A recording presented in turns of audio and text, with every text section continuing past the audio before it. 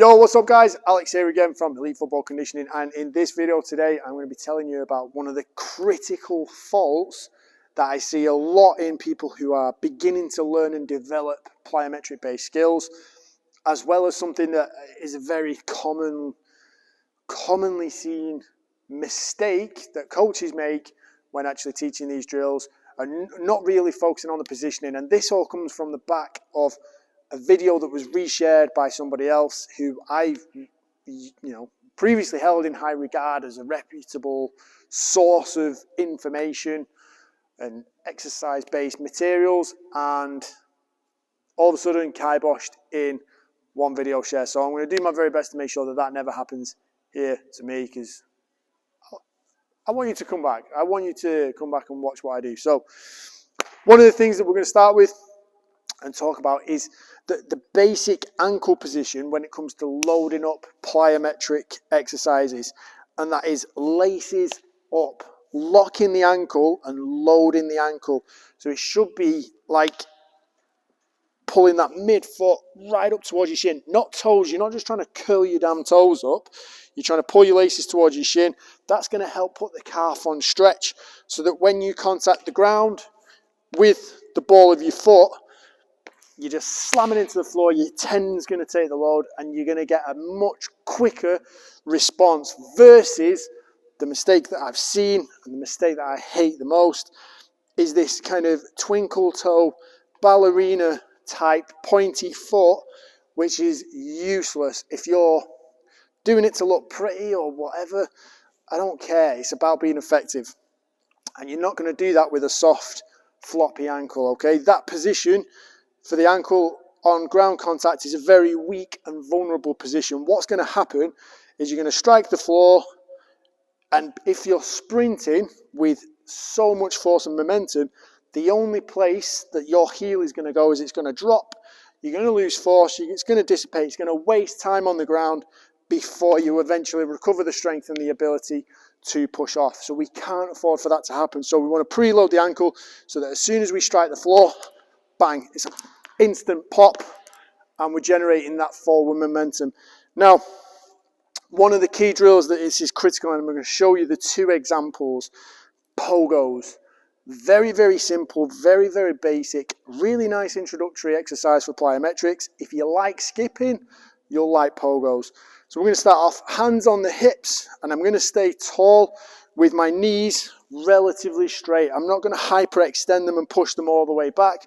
Just going to keep them straight, stay locked out through the hip, and I'm going to create a little bit of a hollow shape through my midline, just to generate that abdominal tension and make sure I'm staying locked in and I'm not kind of arching my back, leaning back into the jump. So I start off hands on hips, and you're just going to start low, shallow bounces, and each time you leave the floor, as I said, you're looking to pull your laces up towards your shin to create that stiff joint that's going to act as a hammer into the floor.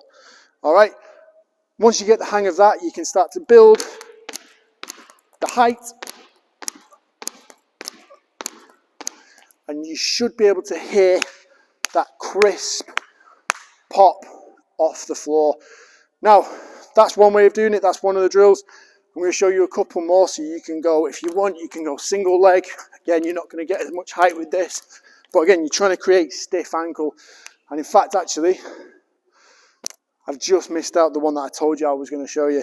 This is the one that gets butched. This is where they made the mistake. So this is how a pogo looks if you don't do it right. So you've got pointy feet. You can hear the difference in sound if I try and jump a bit higher. It's not as purposeful, it's not as much intent, and you're not getting as much response off the ground. So we've got this versus, and you can see how much more of a springy response I'm getting by loading up that calf and ankle.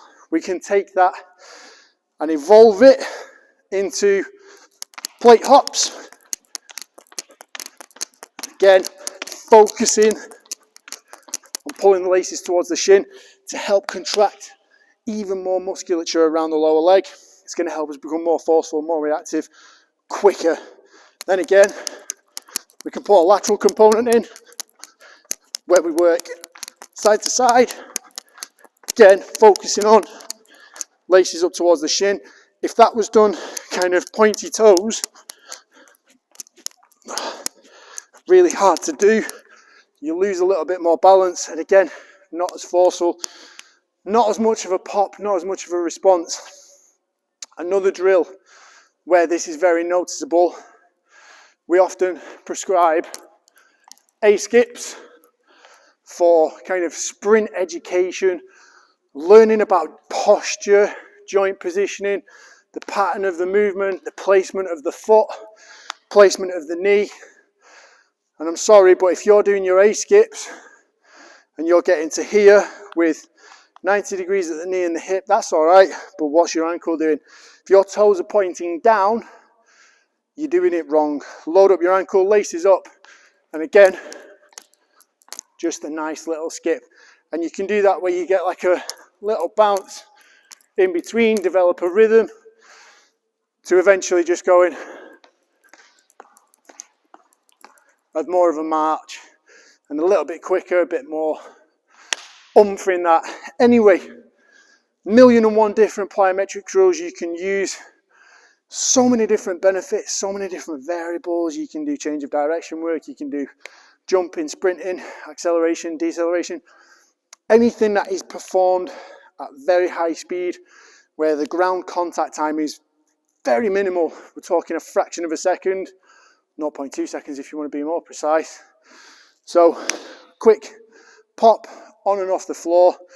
I will be showing some more educational videos on how to utilize plyometric drills, and I'll show you some of my athletes doing the same sort of things. So you've got a few more for your library and how to add them into your program. But for the love of God, get your positioning correct. Get your joint angles correct.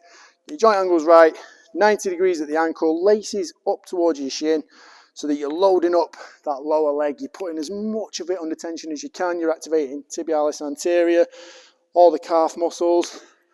Then you can get that pop off the ground and be explosive. If you're doing plyometric drills, I'm assuming by their very nature you want to be explosive. So that is what you need to do. I can't say it any more simply than that. Do it right the first time. Otherwise, actually, and this is a very, very good point, if you continuously get those things wrong, eventually one thing is going to happen. You're going to be out of position.